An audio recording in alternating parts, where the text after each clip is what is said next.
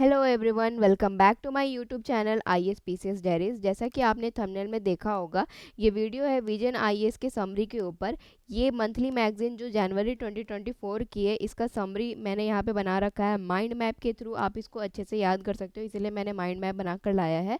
ठीक है, और ये जनवरी 2024 से लेकर आप देखो तो अगस्त के 2025 तक मैं सारा समरी बना दूंगी इसी माइंड मैप के जरिए से। ठीक है, और ये माइंड मैप को आप यूज़ कर सकते हो रिवाइज करने के लिए। इससे आपका विजन आईएएस भी तुरंत कंप्लीट हो जाएगा। ठीक है, अगर आपको ये माइंड मैप चाहिए तो आप मेरे टेलीग्राम ग्रुप से जुड़ सकते हो। टेलीग्राम ग्रुप में ये माइंड मैप मैं प्रोवाइड कर दूंगी, एज वेल एज मेरे टेलीग्राम ग्रुप में मैं डेली एनसीईआरटी बेस्ड जो है आपको क्वेश्चन प्रोवाइड करती हूँ, और आप उसको आंसर देकर आप अपने 71st बीपीएससी की तैयारी को और स्ट्रॉन्ग कर सकते हो। ठीक है, जैसे कि आप जानते हो कि 2 महीने से भी कम टाइम बचा है, तो आप और रिग्रेस मेहनत करो, और मैं आपका काम आसान करने के लिए यहाँ पर विजन आईएएस के मंथली मैगजीन का समरी आप लोगों के लिए लेकर आई हूँ। ठीक है, साथ ही साथ आप देखो तो 70 बीपीएससी का मेंस हो गया है, और अब इसका इंटरव्यू का वेट है। तो आपको अगर 70 बीपीएससी का इंटरव्यू गाइडेंस प्रोग्राम चाहिए हमारे तरफ से जो आईएएस पीसीएस चला रही है, तो आप उससे जुड़ सकते हो। ठीक है, और हम क्या करते हैं इसमें कि आपको पर्सनलाइज क्वेश्चन बैंक भी देते हैं, साथ ही साथ उसका आंसर भी प्रोवाइड करते हैं। फॉर एग्जांपल, अगर आपका हॉबी है सिंगिंग, तो सिंगिंग से कितने क्वेश्चन बन सकते हैं, क्या क्या क्वेश्चन हो सकते हैं एक्सपेक्टेड हाइपोथेटिकल, तो वो सब हम प्रोवाइड करते हैं। As well as situational based question आपका क्या क्या बन सकता है वो हम प्रोवाइड कर रहे हैं, एज वेल एज उसके आंसर दे रहे हैं। ग्रेजुएशन, जैसे मान लीजिए आपने अकाउंटेंसी में ग्रेजुएशन किया है, तो अकाउंटेंसी से क्या क्या क्वेश्चन पूछ सकते हैं बीपीएससी में, तो वो सब हम दे रहे हैं। ठीक है, अब बिना किसी देरी के स्टार्ट करते हैं। अगर आपको मेरे इंटरव्यू मेंटरशिप गाइडेंस से भी जुड़ना है, तो आप मेरे टेलीग्राम चैनल को ज्वाइन कर सकते हैं। लिंक आपको कमेंट सेक्शन में एज वेल एज डिस्क्रिप्शन में मिल जाएगा। ठीक है, तो स्टार्ट करते हैं। सबसे पहले आप यहाँ पे देखें तो ये आता है आपका report of finance of Panchayati Raj institution. ये किसके द्वारा पब्लिश हुआ है? आरबीआई के द्वारा। डायरेक्ट बीपीएससी में क्वेश्चन आपको पूछा जा सकता है कि finances of Panchayati Raj institution report किसके द्वारा पब्लिश हुआ है? तो रिजर्व बैंक ऑफ इंडिया के द्वारा पब्लिश हुआ है। एक टिप मैं आपको दे दूं, जैसे कि आप जानते हैं कि आर्टिकल 243 एच, ये आर्टिकल किस से रिलेटेड है? तो ये आर्टिकल जो 243 एच है ना, इस आर्टिकल से जो है पंचायत लेवाई और कलेक्ट कर सकती है टैक्सेस को। ठीक है, तो ये भी क्वेश्चन पूछा जा सकता है। जैसे कि आप 70 बीपीएससी में देखे होंगे कि आर्टिकल्स वगैरह भी डायरेक्टली पूछ दे रहे हैं। ठीक है, उसके बाद अगर आप नेक्स्ट देखें तो ई साक्षी ऐप। ठीक है, ये ई साक्षी ऐप क्या है? ये रिलेटेड है एमपी लैट से रिलेटेड है ये। ठीक है, एमपी लैट्स क्या है? तो एक फंड है, ठीक है, जो मिनिस्टर्स लोग को मिलता है। ठीक है, और ये फंड क्या करता है? इस फंड से जो है लोकल एरिया डेवलपमेंट ये सब होता है। ठीक है, तो ये ई साक्षी ऐप जो है कौन से मिनिस्ट्री के द्वारा लाया गया है? तो under ministry of statics and programme implementation, ये इसके अंदर है। तो ई साक्षी ऐप जो है आप ध्यान में रखिएगा कि कौन से मिनिस्ट्री से रिलेटेड है, तो ministry of statics and programme implementation. ठीक है, उसके बाद अगर आप नेक्स्ट देखें तो यहाँ पे आपका आता है साउथ सूडान। ठीक है, साउथ सूडान जो है ये 121st मेंबर बना है नॉन अलाइनमेंट मूवमेंट का। ठीक है, तो ये आपको ध्यान में रखना है, क्वेश्चन डायरेक्टली पूछा जा सकता है कि इनमें से कौन से कंट्री जो है 121st मेंबर बनी है नॉन अलाइनमेंट मूवमेंट की? तो साउथ सूडान। ठीक है, उसके बाद अगर आप देखें यहाँ पर तो अंगोला का देख लेते हैं। यहाँ पे आप देखो अंगोला का, तो ये जो अंगोला है, ठीक है, ये विड्रॉ कर दिया है फ्रॉम ओपेक। ठीक है, ओपेक कंट्रीज है ना, ओपेक कंट्रीज जहाँ पे ऑयल प्रोडक्शन होता है। ठीक है, तो वो उसमें से जो है ओपेक से जो है अंगोला निकल चुका है। ठीक है, और मैं यहाँ पे आपको प्रीलिम्स टिप दे दूँ तो OPEC non OPEC rich oil rich countries जो है आपको देखने को मिलेंगे USA, Canada, Russia, Norway and Brazil. ठीक है, साथ ही साथ आप एक और चीज़ ध्यान में यहाँ पे रखो, जो ये ओपेक है ना, ओपेक का हेडक्वार्टर कहाँ है आपको? तो हेडक्वार्टर आपको वीना में है। ठीक है, ये पॉइंट भी आप याद ऐड कर लो। ठीक है, ओपेक कब फाउंड हुआ था ध्यान में रखिएगा आप, ओपेक जो आपका 1960 में फाउंड हुआ था। ठीक है, तो मैं यहाँ पे पॉइंट ये दोनों में ऐड कर दूंगी। और ठीक है, तो ये आप ध्यान में रखिएगा। उसके बाद आप देखें, ये भी ध्यान में रख लीजिए ओपेक कंट्रीज कौन सी कंट्री है। ठीक है, तो ये आप देखें तो ऑयल रिच कंट्री है जहाँ पे ऑयल बहुत ज़्यादा मिलता है। ठीक है, और ओपेक एक मतलब कि ग्रुप बना हुआ है जिसमें वैसी कंट्री रहेंगी जहाँ पे ऑयल रिच कंट्री है, और वो मिलकर डिसाइड करेंगे कि क्या प्राइस रखना चाहिए क्या नहीं, ये इसलिए बना है, ठीक है। तो उसमें से अंगोला निकल गया है, और नॉन ओपेक कंट्री मैंने यहाँ पे आपको बता दिया है जहाँ पे लेकिन फिर भी ऑयल मिलता है, ठीक है। अगर आप नेक्स्ट देखें तो माइग्रेशन एंड मोबिलिटी एग्रीमेंट अब आता है, ठीक है। तो अब माइग्रेशन एंड मोबिलिटी एग्रीमेंट कौन से दो कंट्री के बीच हुआ है साइन, तो इंडिया और इटली, ठीक है। इंडिया और इटली ने साइन किया है माइग्रेशन एंड मोबिलिटी एग्रीमेंट। ये क्या बेनिफिट करेगा इंडिया के स्टूडेंट्स को, रिसर्चर्स को, स्किल्ड प्रोफेशनल्स को, ठीक है। ये फैसिलिटेट करेगा टेम्पररी और सर्कुलर माइग्रेशन को, माइग्रेशन वगैरह को, मतलब स्टूडेंट्स वगैरह के लिए बेनिफिशियल है माइग्रेशन एंड मोबिलिटी एग्रीमेंट। बिल्कुल ध्यान में रखना है कौन सी कंट्री ने साइन किया है, इंडिया एंड इटली ने साइन किया है, ठीक है। उसके बाद अगर आप नेक्स्ट देखें कि इंडिया का स्टॉक मार्केट माइलस्टोन के ऊपर हम लोग आएँ, तो इंडिया का जो है बहुत अच्छा माइलस्टोन देखने को मिला है स्टॉक मार्केट में। इंडिया जो है 4th largest stock market in the world अब बन गई है, ठीक है। किसको ओवरटेक किया है, हांगकांग को ओवरटेक किया है इंडिया ने, ठीक है। प्रीलिम्स टिप आप यहाँ पे ध्यान में रखिए, तो जो बॉम्बे स्टॉक एक्सचेंज है ना हमारा स्टॉक मार्केट, ठीक है, बॉम्बे स्टॉक एक्सचेंज वो एशिया का ओल्डेस्ट स्टॉक एक्सचेंज मार्केट है, ठीक है। ये काफ़ी बार बहुत सारे एग्जाम में पूछा भी गया है, तो आप ध्यान में रखिएगा एशिया का ओल्डेस्ट स्टॉक एक्सचेंज मार्केट कौन सा है, बॉम्बे स्टॉक एक्सचेंज। और इंडिया का भी क्या पोजीशन है स्टॉक मार्केट में इन द वर्ल्ड, 4th है, ठीक है। डायरेक्टली क्वेश्चन पूछा जा सकता है। फिर अगर आप नेक्स्ट देखिएगा तो 16 फाइनेंस कमीशन के चेयरमैन जो है कौन है, अभी कौन बने हैं, अरविंद पंगारिया जी जो हैं वो 16 फाइनेंस कमीशन के चेयरमैन अभी रिसेंटली बने हैं। आपको पता होगा कि फाइनेंस कमीशन कौन से आर्टिकल में आता है, आर्टिकल 280 में आता है, ठीक है। और फाइनेंस कमीशन का टेन्योर कितना होता है, 5 ईयर्स का होता है, ये भी आप जानते होंगे, ठीक है। उसके बाद मैं आपसे यहाँ पे क्वेश्चन पूछूं, 15 फाइनेंस कमीशन के कौन चेयरमैन थे, ये आप मुझे कमेंट सेक्शन में बताइए ताकि मुझे पता चले कि आप तैयारी अच्छे से कर रहे हैं, ठीक है। उसके बाद मैं यहाँ पे आपको बता दूँ, ये आता है रिवर्स फ्लिप। रिवर्स फ्लिप क्या है, तो ये एक टर्म है, ये ध्यान में रखना है, ये टर्म है, ठीक है।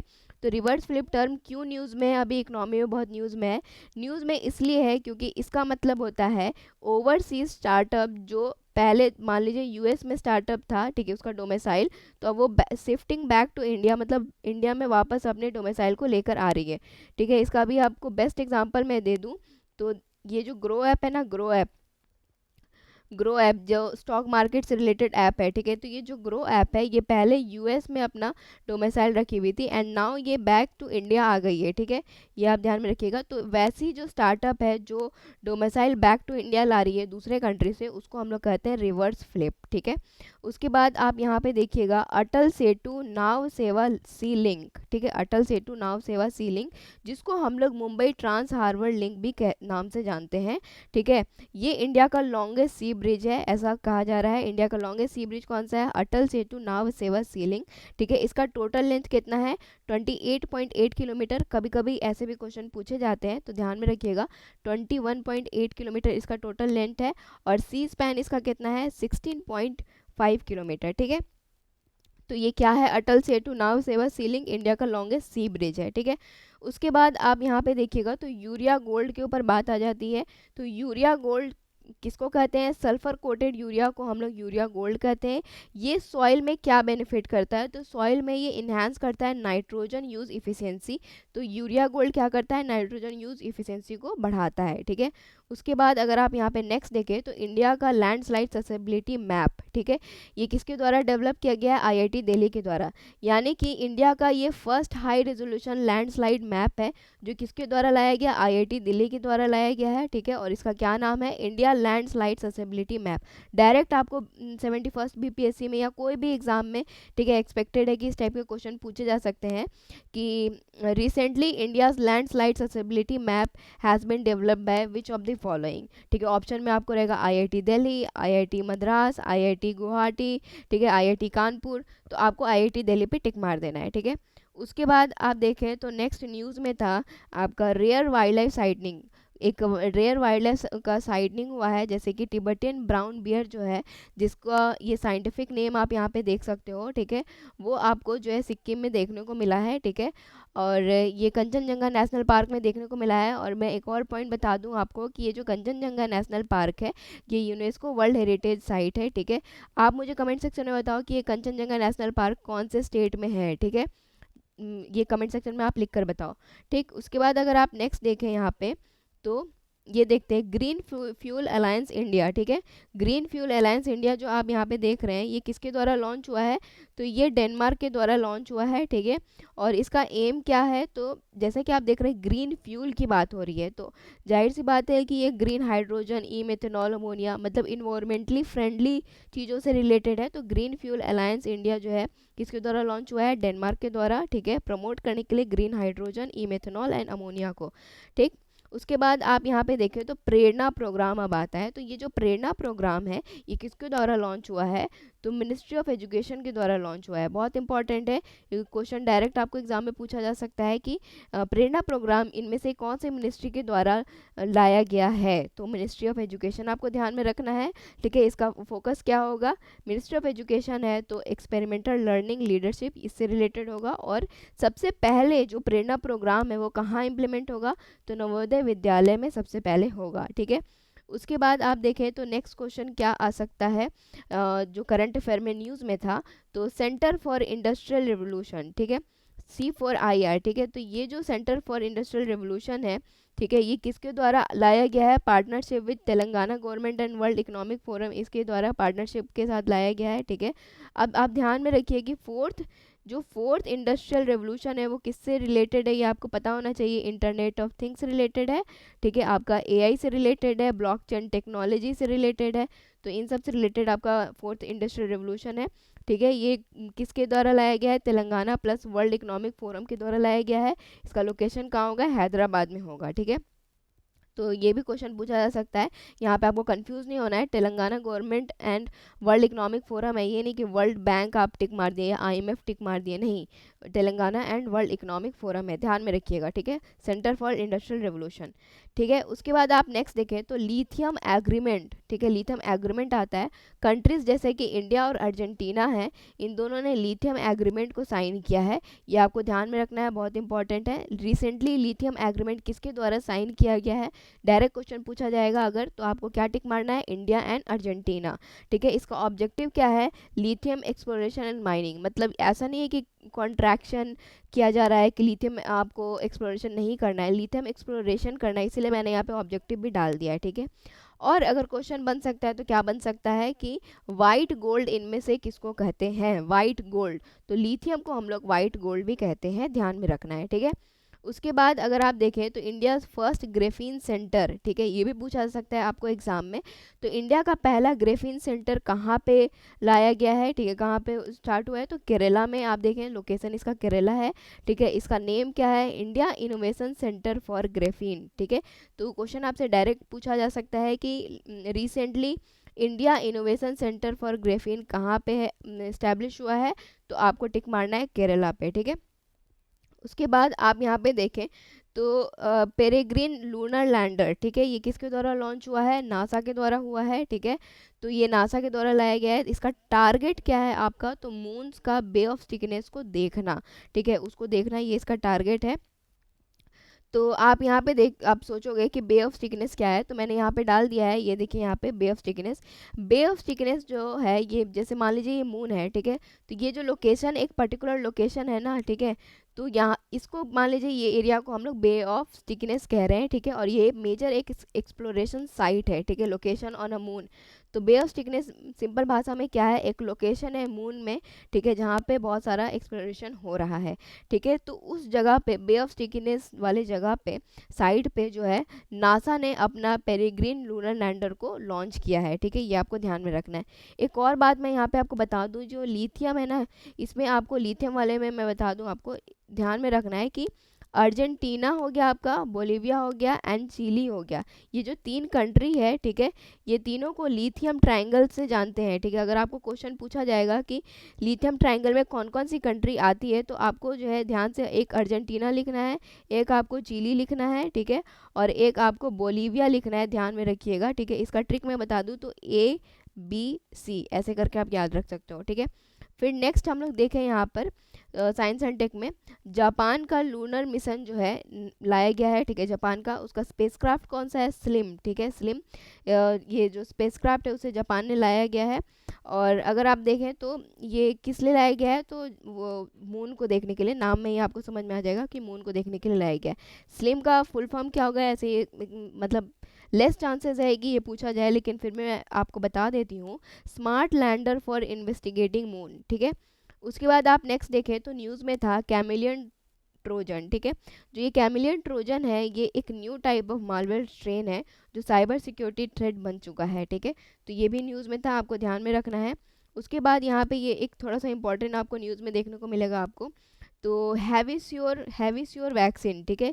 ये हैविस्योर वैक्सीन जो है इंडिया का first indigenously develop hepatitis A vaccine है। बिल्कुल आपको ध्यान में रखना है, हेपेटाइटिस ए वैक्सीन है। और हेपेटाइटिस ए को आपको एक बार फिर से एनसीईआरटी से रिवाइज भी कर लेना है, ठीक है। कैसे होता है, इसका वैक्सीन है या नहीं है, ये सब आपको रिवाइज कर लेना है, ठीक है। और ध्यान में रखना है कि हैविस्योर जो वैक्सीन है इंडिया का फर्स्ट इंडिजियसली डेवलप वैक्सीन है for the disease hepatitis A, ठीक है। ये आपको ध्यान में रखना है। उसके बाद आप देखें तो न्यूज़ में था स्टैचू ऑफ सोशल जस्टिस, ठीक है। ये जो स्टैचू ऑफ सोशल जस्टिस है, ये किससे रिलेटेड है, ये डेडिकेटेड है डॉक्टर BR अम्बेडकर जी को, ठीक है। और इसका लोकेशन कहाँ पे है, ये है विजयवाड़ा, आंध्र प्रदेश में है, ठीक है। इसकी हाइट क्या है, आप देखें तो 206 फीट है। और मटेरियल क्या यूज़ किया गया बनाने के लिए, तो ब्रोंज को यूज़ किया गया इसको बनाने के लिए। और ये वर्ल्ड का टॉलेस्ट अम्बेडकर स्टैचू है, ये भी आपको ध्यान में रखना है। वर्ल्ड का tallest statue of social justice, ठीक है। उसके बाद आप अगर नेक्स्ट देखें तो 19th नन अलाइनमेंट मूवमेंट जो है कहाँ पे हुआ है, कंपाला युगांडा में हुआ है। बिल्कुल याद रखना है आपको इसको, ठीक है। और मैं प्रीलिम्स टिप यहाँ पे दे दूँ तो 19 जो नन अलाइनमेंट मूवमेंट है, ठीक है, उसके फाउंडिंग मेंबर्स कौन कौन थे, तो India, Egypt, Yugoslavia, Ghana and Indonesia, ठीक है। ये थे फाउंडिंग मेंबर, आपको ये ध्यान में रखना है, बिल्कुल फाउंडिंग मेंबर, ठीक है।